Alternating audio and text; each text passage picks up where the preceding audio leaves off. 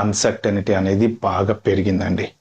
నాతోటి కొంతమంది చెప్పారు, యాక్చువల్గా 7-8 months నుంచి జాబులు ట్రై చేస్తున్నాం, జాబులు రావట్లేదు. 1000 జాబులు అప్లై చేసాం, ఒక్క కాల్ కూడా రాలేదు. ఏంటి అసలు? నిజంగా మార్కెట్లో జాబులు లేవా? అమెరికాలో జాబులు లేవా? యూకేలో జాబులు లేవా? కెనడాలో జాబులు లేవా? అసలు ఏం జరుగుతుంది ప్రపంచంలో? ఇండియాలో జాబులు బాగా ఉన్నాయా? ఇండియాలో వాళ్ళకి జాబులు వస్తున్నాయా? అసలు లింక్డ్ఇన్లో అప్లై చేస్తే కాల్ ఎందుకు రావట్లేదు? జాబ్ సర్వ్ వెబ్సైట్లలోకి వెళ్ళి అప్లై చేస్తే ఎందుకు కాల్స్ రావట్లేదు? దీనికి అసలైన కారణం ఏంటంటే ఫేక్ జాబ్స్, గోస్ట్ జాబ్స్ భయంకరంగా ఉన్నాయన్నమాట.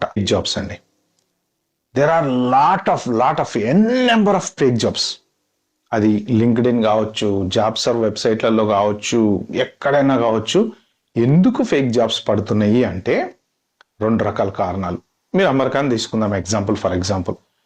అమెరికాలో ఇప్పుడు జనరల్గా I-140 అప్లై చేస్తారు. అప్లై చేసినప్పుడు ఏంటి అంటే, ఇది గ్రీన్ కార్డు కోసం వాళ్ళు ఏం చేయాలి అంటే, ఈ పర్సన్ మాకు కావాలి అని చెప్పడం కోసం వాళ్ళు ఒక యాడ్ వేస్తారనమాట.